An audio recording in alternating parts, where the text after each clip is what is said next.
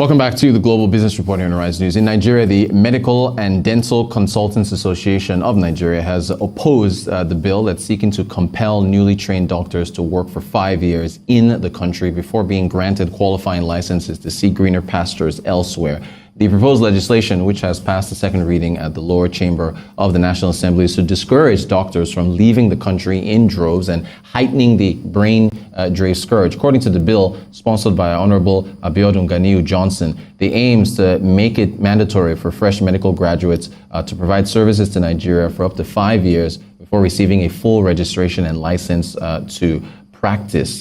Joining us now to speak further is Dr. Ikpeme Neto. He's the founder and CEO of Wella Health. Dr. Neto, thank you so much for joining us. So, I mean, I guess your reaction would be in line with what we've seen elsewhere, correct, to this bill? Absolutely. So, like many of my medical colleagues, I'm actually quite disappointed and, in fact, livid that this type of a suggestion could actually make the House floor.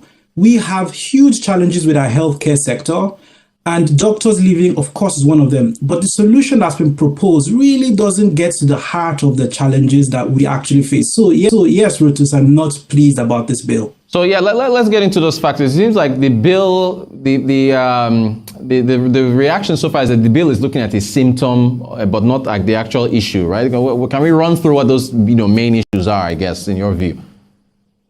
Absolutely. So it's a bit like, taking paracetamol for a headache when the underlying cause of a headache is a brain tumor. We know the challenges with our healthcare sector. First of all is the lack of funding. We in 2001 signed on to the Abuja Declaration where every African country committed to putting 15% of the budget towards healthcare. That was back in 2001. And Rotus, we've not even reached up to 6% since then. So the sector is chronically underfunded.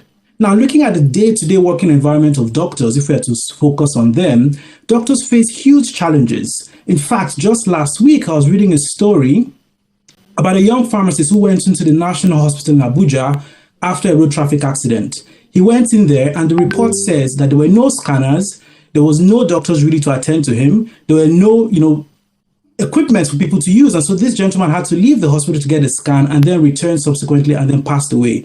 So even if we do, manage to keep the doctors with, this proposed bill, the doctors cannot do magic. We are not superhuman. We do not have X-ray vision. We need X-ray machines, we need scanners, we need equipment, we need labs to work. We need all of those things to be in place so that actually when doctors are there, we can do the work that we are trained to do. Now, if those issues, there's a lot of them. We have an administration that is just leaving, we have a new one coming in. Would you say that, maybe I already know the answer to this question, but have any inroads been made, I guess, over the past 8 years or so, as far as the medical profession is concerned, in trying to get more equipment through the ports or, trying to get, more funding and so on and so forth? Rotus, to be honest, I think there's been piecemeal actions here and there, and the Senate, the head of the Senate Committee on Health, published some, specific recommendations in relation to this. But I think that there's a lot of whole-scale change and reform that needs to be happened, not this piecemeal, going at different things, one at a time.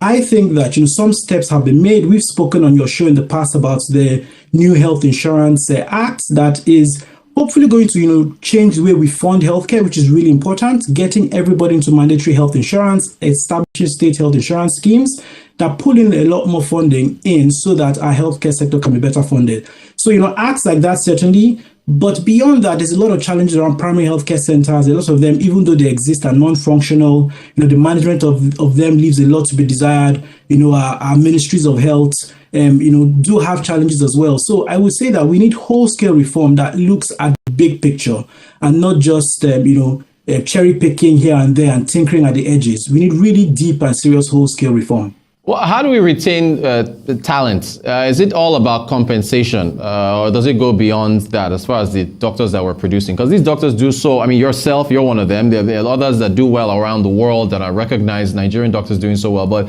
how do we retain that talent?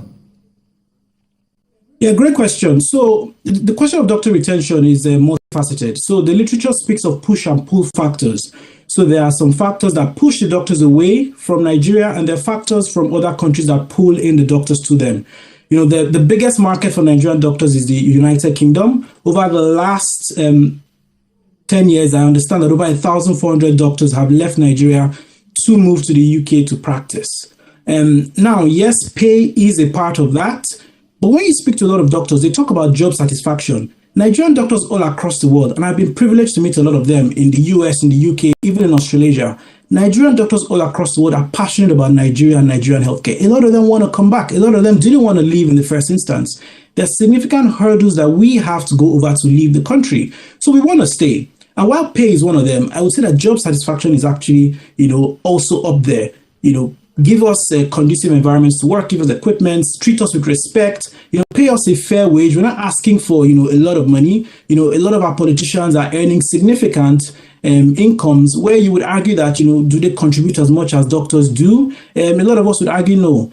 Can we actually remunerate the brightest and best in society? Because remember, the people that go to study medicine in Nigeria are our best. They score the highest in WAEC, they score the highest in JAM, and they come out and they earn 150, 200,000. That really is appalling. So pay, yes, but the working conditions even more so. Between both of these, I would say that we can start to work against that tide of brain drain.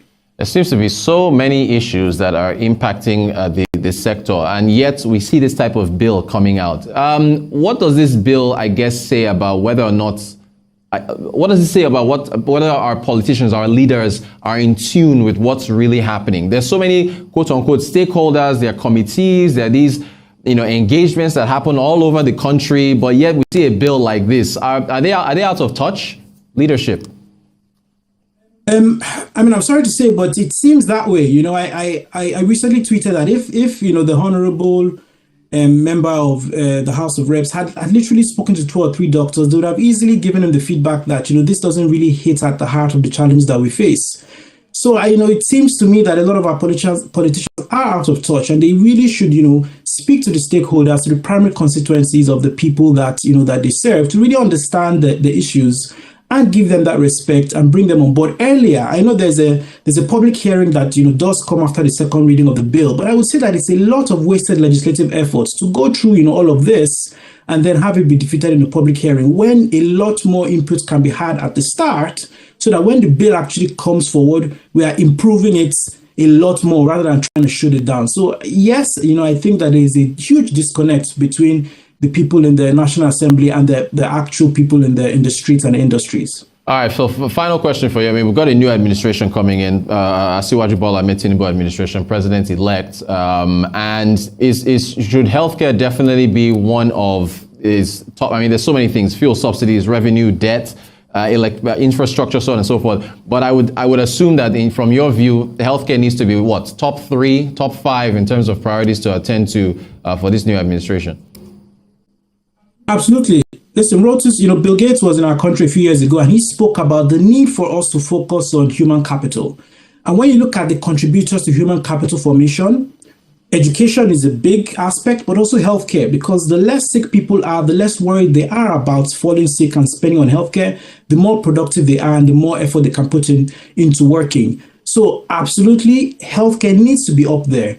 And a lot of work has been done. I don't even think we need to do that much more extra or try to reinvent the wheel. I would say that even within the existing frameworks and policies that we have, if we are to implement them, going first of all by implementing the Abuja Declaration of 15% of our budget being spent on healthcare, even that alone, you will start to see the tide turn. So yes, we face a lot of challenges, but I would say that healthcare is right up there because of the huge value that we can gain when we invest adequately in healthcare.